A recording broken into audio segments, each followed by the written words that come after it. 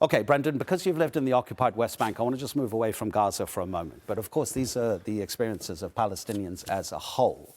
But I want to read just a really short bit from a former Israeli army commander who's now a professor in the United States. His name is Omer Bartov. He says, "I cannot but draw on my personal and professional background. I served in the Israeli army for 4 years.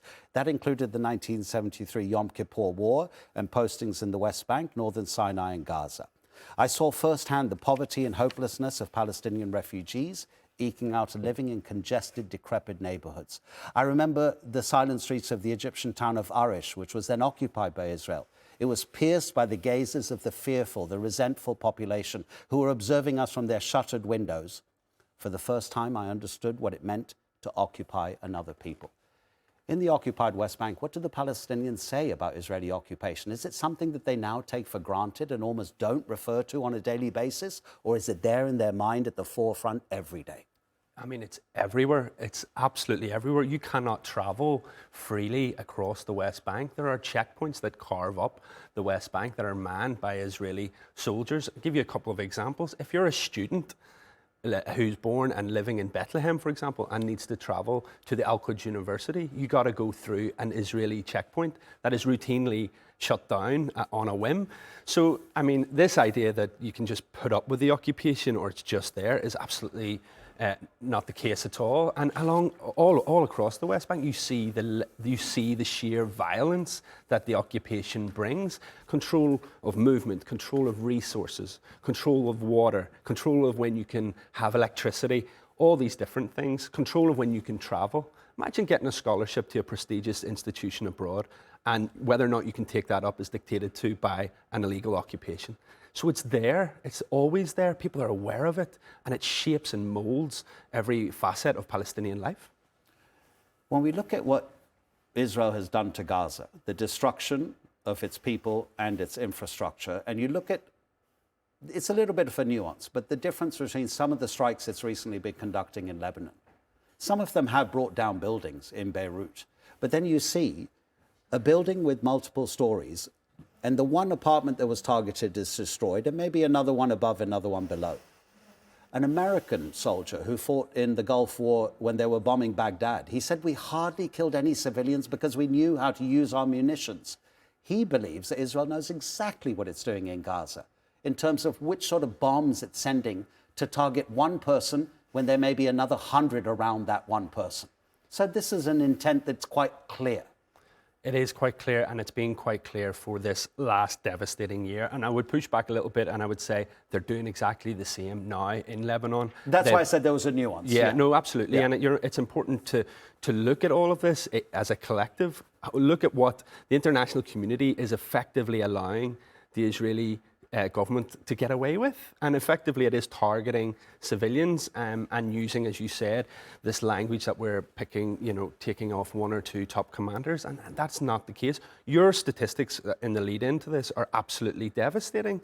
90% of the Gazan population being displaced multiple times, not being able to carry your possessions with you. It's unbelievable. So this is an attack against civilians, make no mistake about it. And you're right, it's a very deliberate strategy, and one that will fail, by the way. This will not be successful. This will fail, and it will all come tumbling down. Okay, you've mentioned this before, and this is something that we definitely need to look at. When you look at the future, whatever that may be, has the Israeli violence against Palestinians, is it going to be counterproductive in terms of creating the next generation of resistance?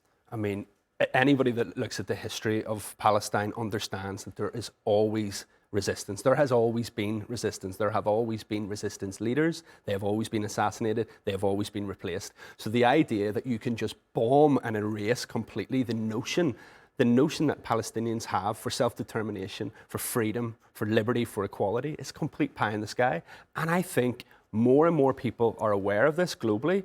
Now, governments haven't necessarily intervened as of yet, but the people, always remember, vast amounts of people around the world have been standing up for Palestinian liberation. Vast amounts of people around the world have been saying, "Not in our name." And if you look at statistics in major news outlets, you'll see that a lot of people are against what is happening and are demanding that their governments intervene. So it's going to fail. I read this to you a couple of hours ago, but hopefully we have some new viewers joining us. Just a few days ago, Oxfam compiled a new report looking at its own figures and also those of other organisations. Apart from the 6-day ceasefire in November, there have only been 2 days of no Israeli strikes. Israeli explosive weapons hitting, on average, a home in Gaza every 4 hours, tents and temporary shelters every 17 hours, schools and hospitals every 4 days. So in terms of conflict resolution and reconciliation, when you've been doing your academic research and looking at other conflicts, is there anything in Gaza that would instruct how peace and reconciliation may come to the territory or generally between Palestinians and the State of Israel?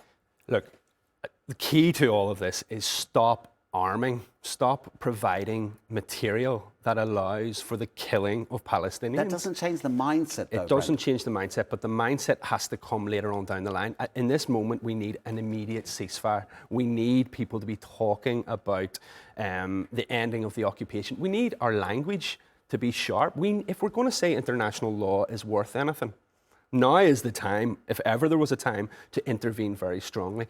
All of the stuff around peace building and reconciliation is, of course, important and should never be dismissed whimsically, and I wouldn't do that.